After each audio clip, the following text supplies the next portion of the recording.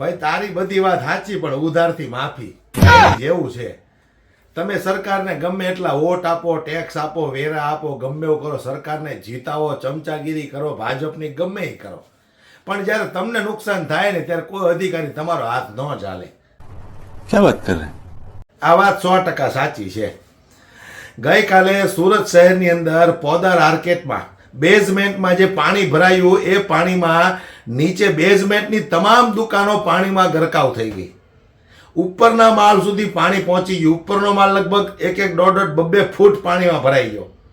એમાં એટલું પાણી ભરાણું, લોકોને કરોડોનું નુકસાન થયું. કારણ કે મોટા ભાગે ઇલેક્ટ્રોનિકની દુકાનો હતી, ખાસ કરીને મોબાઈલની. ઘણા બધા લોકોને બહુ મોટું નુકસાન થયું. ત્યારે લોકોએ તંત્રને ફોન કર્યો, રાત્રે ફોન કર્યા, ઘણી બધી મહેનત કરી, પણ તંત્રે શું જવાબ આપ્યો એ સાંભળો તમે એક વખત.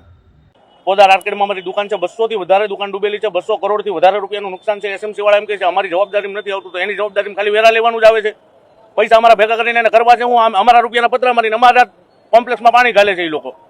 તો હવે વેરો લેવાય ન આવતા તમે લોકો વ્યવસાય વેરો લ્યો છો, પ્રોપર્ટી વેરો લ્યો છો, તો તમને નકરી વેરામાં જ નજર હોય તો ક્લિયર કહીજો. અમે નુકસાન ભેગી નુકસાન, બીજું તો હું જવાબ કાંઈ નથી મળતો. તમારી રીતે વ્યવસ્થા કરી જોઈએ કે અમે તો આરામમાં છે, એમને હું વાંચું. રાતે કોલ નથી પડતા, હો કોલ કરીએ તો હું અમને કઈ દાડીએ રાખેલા છે એ લોકોએ. 200 કરોડ રૂપિયાનું નુકસાન છે. કાલ સવારથી 11 વાગ્યાથી પાણી ભરેલું છે, હમણાં 11 વાગે. હવે આ જવાબ તમને તંત્રે આપ્યો, એમ છતાંય તમે પાસે ચૂંટણી આવશે એટલે બટન તો કમળના જ દબાવશો. વાત તો સહી. અને આ ભ્રષ્ટ અધિકારીઓ છે એ બેફામ મુકામ પીના છે. કારણ કે સરકારે જેને છૂટ આપી છે, તમે તમારે મજા કરો. નહીતર તો સરકારમાં જો તેવડ હોય તો એવા કાયદા બનાવે કે ભાઈ અધિકારી કોઈનો ફોન ન ઉપાડે તો સીધો સસ્પેન્ડ કરીને ઘર ભેગો કરી દો. તમે લોકો ફોન કરો જો ખરેખર તમને આવા જવાબ આપતા હોય તો પછી તમારે વેરા ભરવાનું બંધ કરાય, ટેક્સ ભરવાનું બંધ કરાય, બધું હવે તમારે તમારી જાતે જ કરવાનું રહે. કારણ કે તમારે નુકસાન થાય ને આ સરકાર તમને પાવલી દેવાની નથી. હા, તમે ભલે દર 5 વર્ષે એ લોકો વોટ આપો, પણ સરકાર તમને પાવલી નહીં આવે. તમારે ગમે એવડું નુકસાન થશે ને તોય. આ તમારી વેદના છે, તમારી તકલીફ છે, નુકસાન થયું છે, અમને પીડા છે તમારું નુકસાન જોઈને, પણ તમારે આની સમસ્યાનો હલ તમારે જાતે જ લાવવો પડશે. કારણ કે સરકાર કોઈને કાંઈ પાવલી દેતી નથી. ઉલટાના 5 વર્ષે આવીને 2 હાથ જોડીને ભીખ માગીને તમારા મારા મત લઈ જાય છે.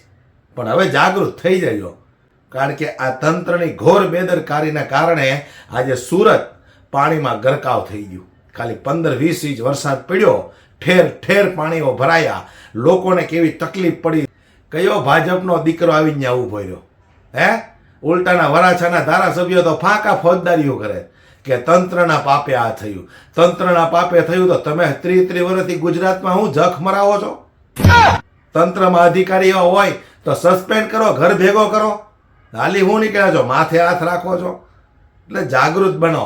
જ્યાં સુધી ભ્રષ્ટ ભાજપ છે ત્યાં સુધી બધી પીડા છે, એટલું યાદ રાખજો.